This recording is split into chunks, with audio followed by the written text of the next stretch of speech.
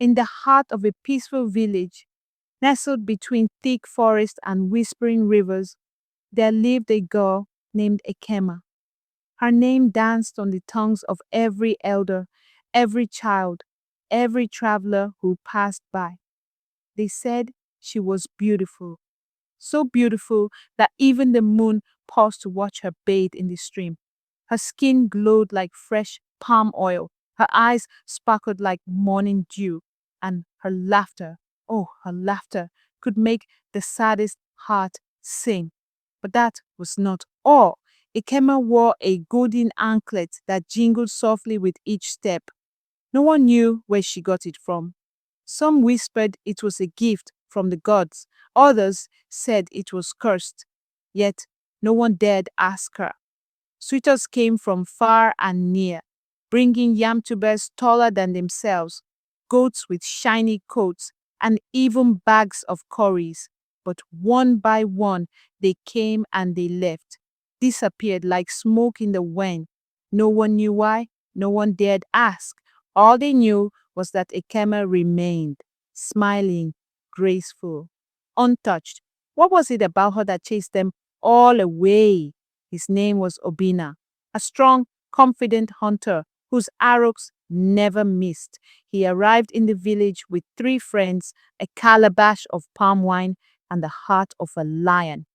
Obina had heard of Ekemma's beauty, but he did not believe it until he saw her.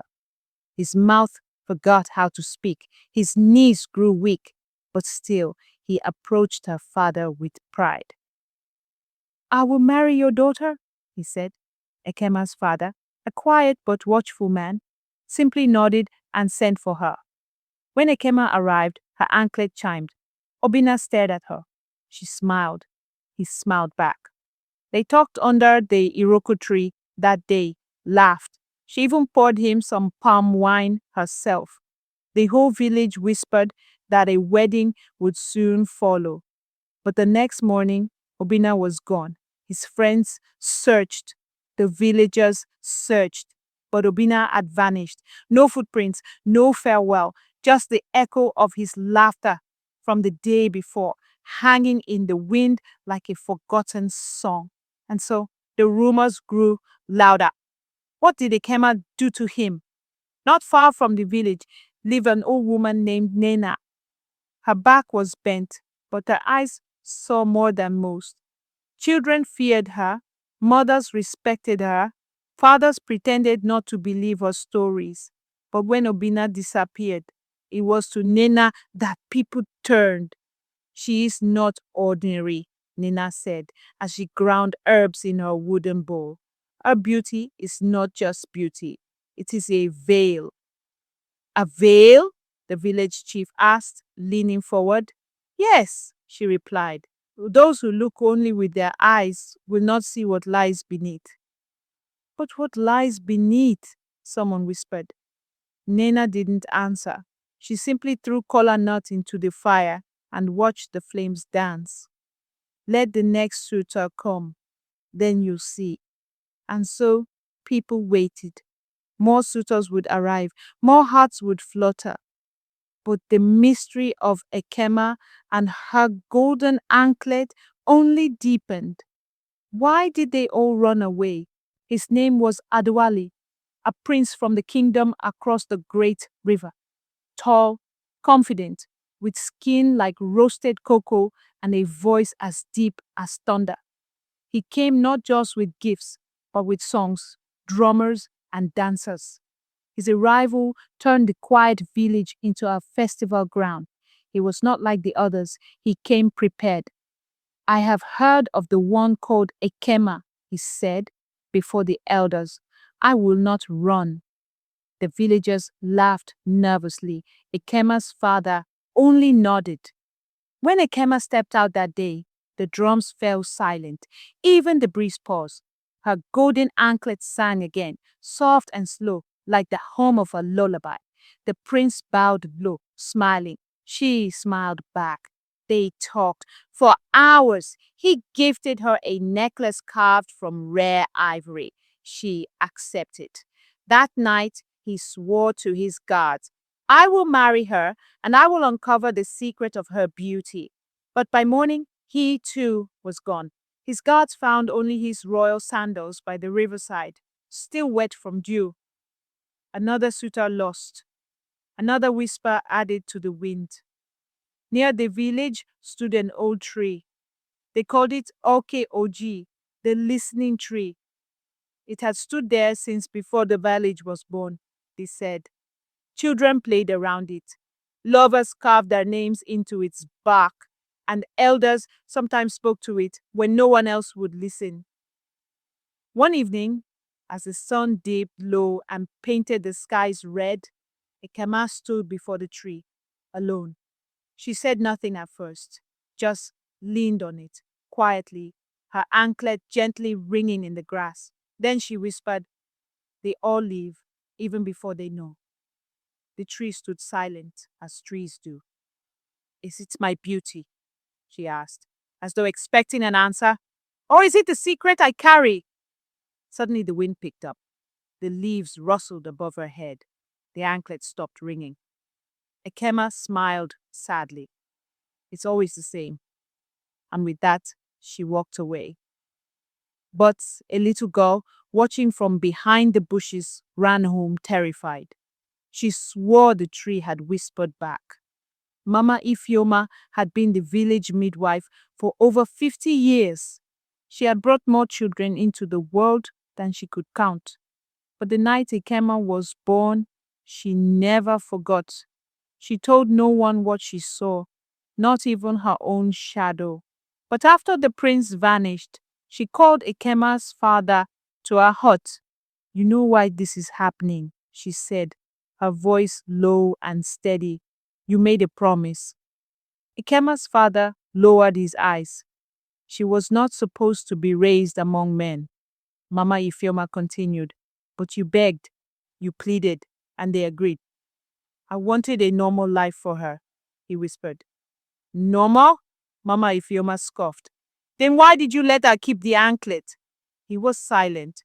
"She is not just a girl. You know what she is." And in that moment, a heavy truth hung in the room like thick smoke. Ekemma was more than a daughter, more than a beauty. She was something ancient, something borrowed, and perhaps something dangerous. The next man to arrive was not a prince nor a nobleman.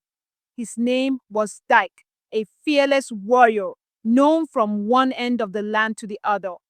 He had faced wild beasts, crossed burning plains, and survived 7 battles. When he heard of Ekemma, he laughed.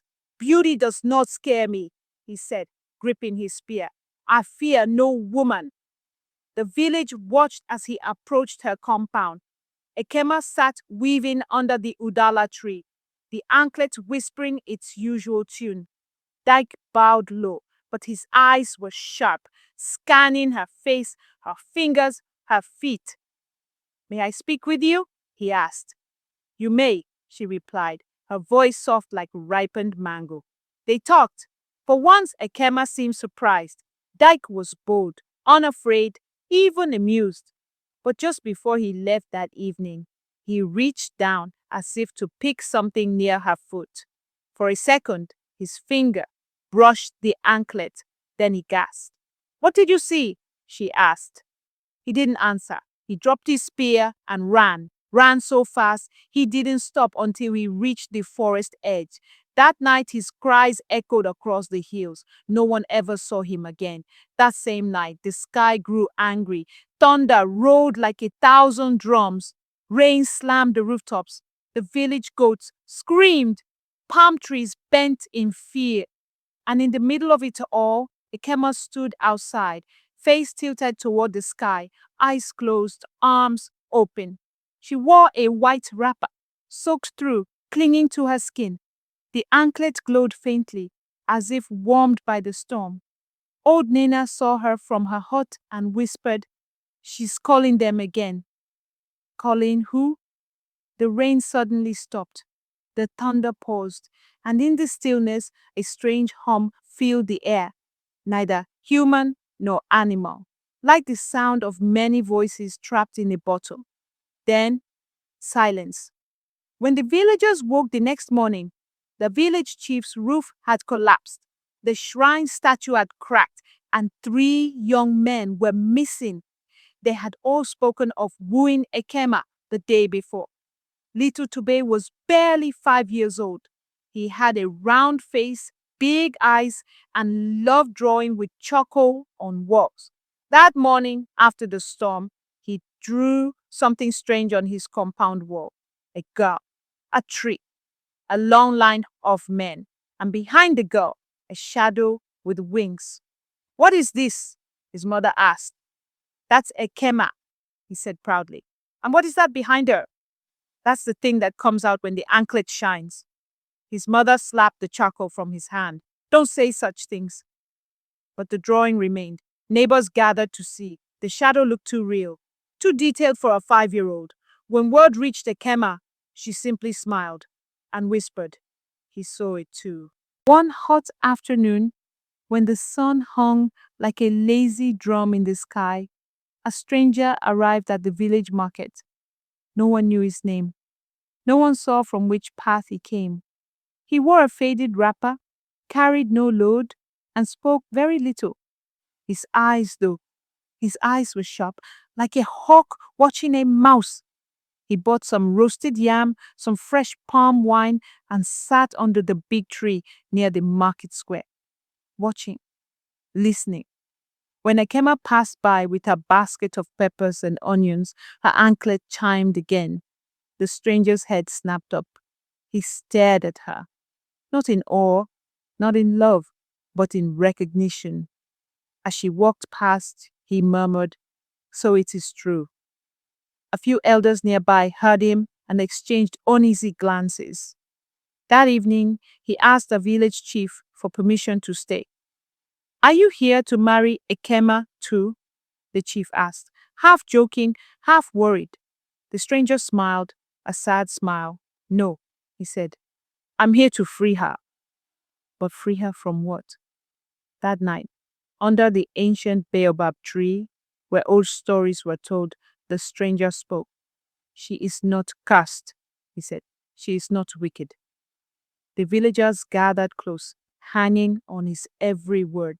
Long ago, before this village was born, there was a spirit, neither good nor evil, who guarded the river and the forest. The spirit loved freedom, loved beauty, but was tricked by a desperate man into taking human form. The elders nodded. They knew how desperate some men could be. The spirit became a child. That child was given to a man and his wife who could bear no children. They were one. Raise her well, hide her gift, and when the time comes, let her go back. But they did not listen. He paused, looking around. Instead, they tied her to the earth with a golden anklet. The villagers gasped. Some crossed themselves, others clutched their charms. "She is not meant to marry," the stranger finished. "She is meant to return." And now time was running out. For the first time since the suitors began to vanish, Ekemma wept. She sat by the river where the water sang over smooth stones, her golden anklet dull in the fading light. Her hands trembled as she touched it, tugged at it, but it would not come off.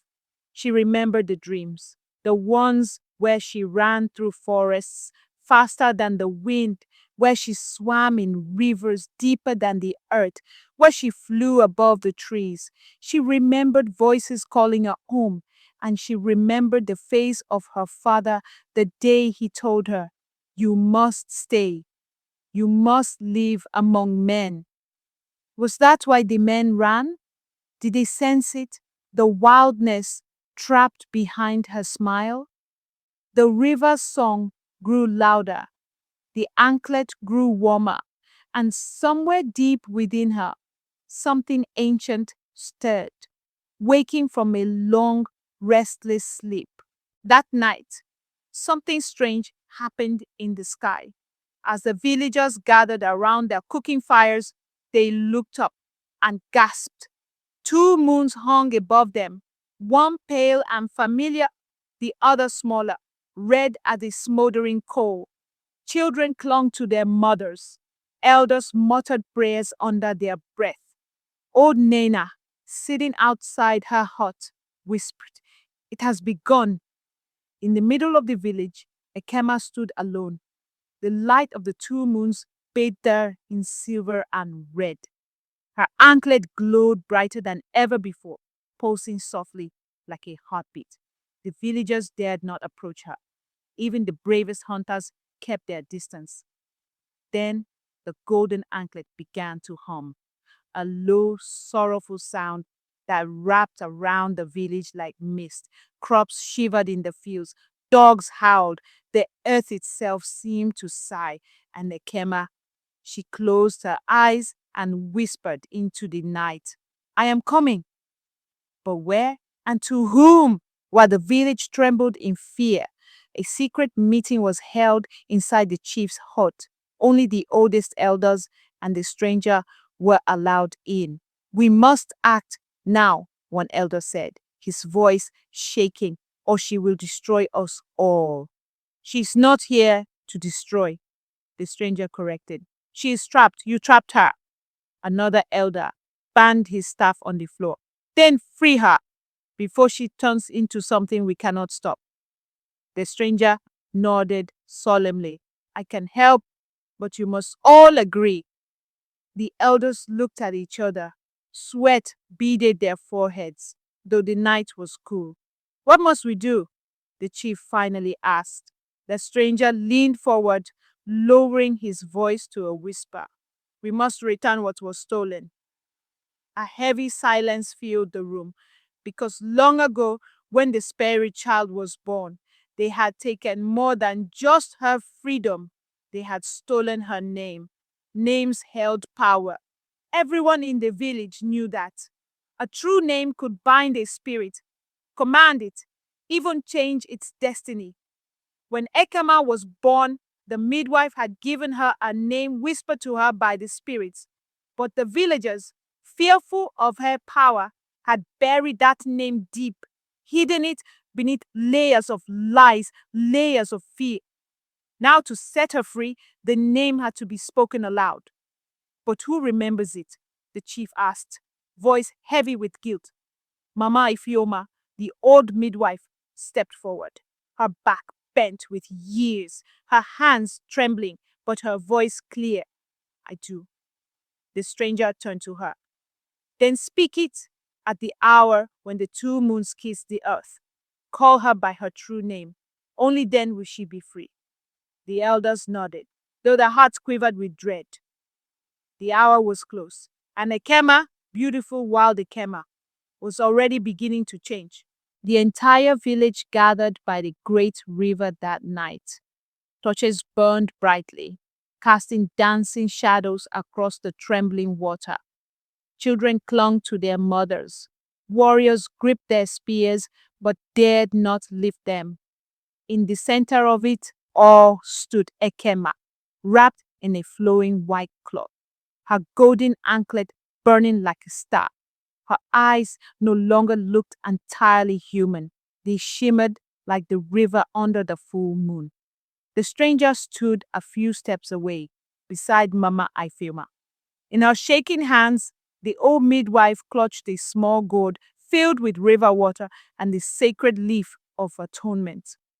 The two moons had begun their descent, moving closer to the horizon. The moment was near. "Ekemma," the chief called out, voice steady but heavy with sorrow. "Tonight, we come not to chain you, we come to set you free." Ekemma said nothing, but her body swayed slightly, as though carried by a music only she could hear. The river behind her shimmered brighter. The wind grew still. Mama Ifeoma stepped forward, her voice barely louder than a whisper, yet it carried over the entire riverbank.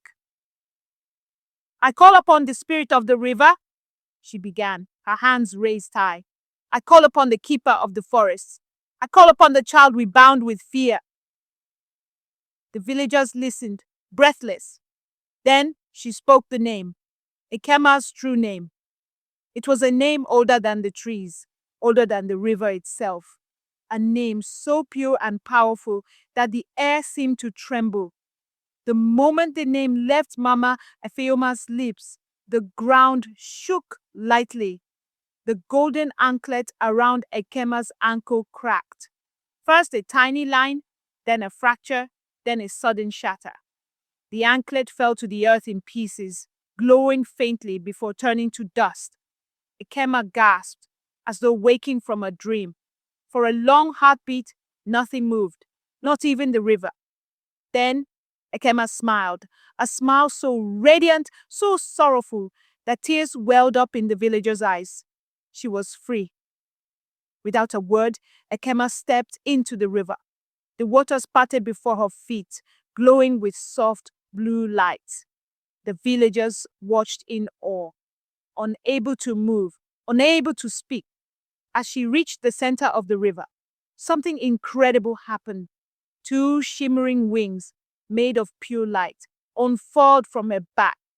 They stretched high into the sky, brushing the stars. The two moons above kissed the horizon at the exact same moment. And then, with a single graceful movement, Ekemma rose into the air, higher and higher, until she became a glimmering star in the heavens. The villagers wept, not from fear, but from wonder. They had not lost her, they had set her free. From that night on, a new star twinkled above the river. They called it Ekemma's star, and every young girl born after was told her story, not as a curse, but as a blessing. And the whispers about suitors who ran away, they too faded like mist at sunrise. When the sun finally rose, its light seemed gentler, almost golden. The village awoke slowly, as if the earth itself was still holding its breath. Birds sang sweeter songs. The river glistened like a sheet of glass. Old Nena, stepping outside her hut, marveled at the change. The land feels lighter, she said, breathing deeply, as though a great burden has been lifted. Children played freely again, chasing each other between the huts. The elders, once stiff with fear, gathered under the baobab tree and shared kola nuts with easy laughter. Even the animals seemed different. Goats frolicked, dogs barked joyfully, the trees swayed gently, whispering secrets only they knew. At the riverbank, where Ekemma had disappeared, a single white flower grew, large, beautiful, and untouched by human hand. No one dared to pluck it. They simply bowed their heads and whispered, "Thanks." It was a new beginning for everyone. In the weeks that followed, the village did something they had not done in many seasons. They created a song. It was a soft, lilting melody filled with hope and remembrance. Young girls learned it first, their voices weaving through the village like threads of gold. Ekemma of the river, Ekemma of the sky, your spirit dances in the light, your laughter rides the winds. The boys whistled it as they herded goats. Mothers sang it while pounding yam. Even the elders hummed it around the fires at night. The song was not just for Ekemma. It was for themselves too. A reminder that fear should never chain what is meant to be free. And in the soft corners of their hearts, they forgave themselves for binding her, for fearing her, and for not seeing her light sooner. One evening, just as the sun dipped low and painted the sky in colors of fire, the stranger who had freed Ekemma gathered his belongings. The villagers begged him to stay. "Stay and lead us," the chief said. "Teach us." But the stranger shook his head. His task was done. Before he left, he turned to the people and spoke one final time. "Remember this," he said.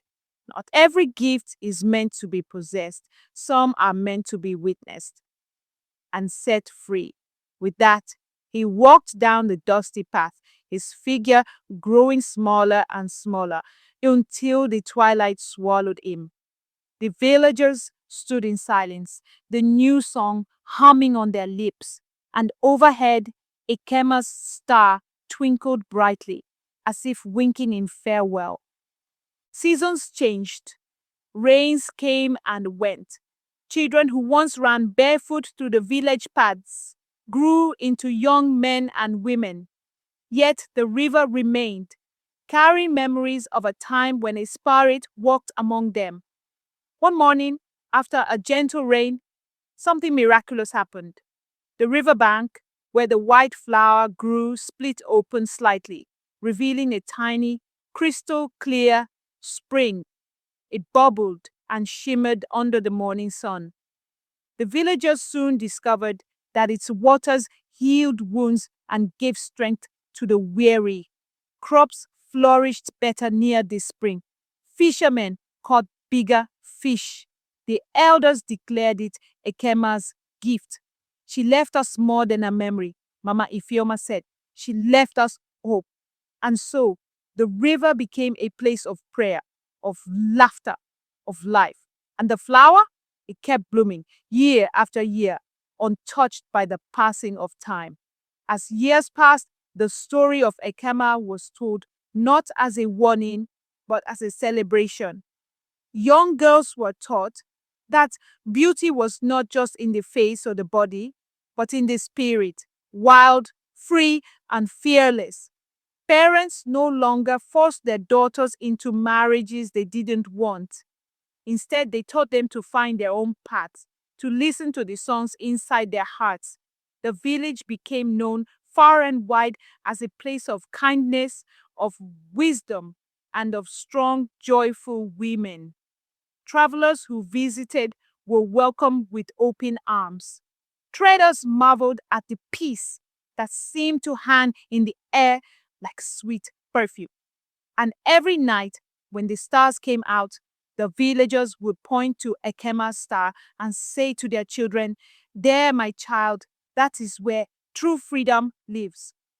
One night, during the festival of the harvest, as drums beat and feet stamped the earth in wild joy, something magical happened. As the villagers danced, a soft wind swept through the crowd. It carried the scent of river water and blooming flowers. Some said they saw a figure in white, dancing among them, laughing, spinning, her golden anklet flashing in the torchlight. Others heard the faint chiming of bells, like the music of the heavens itself. They knew without a doubt that Ekemma had returned for a moment, not to stay, but to dance, to celebrate, to remind them that she was never truly gone. She was in the river. She was in the sky. She was in every free, fearless spirit that dared to live fully. And so the village danced on under the watchful gaze of Ekemma's star, their hearts forever light, forever free.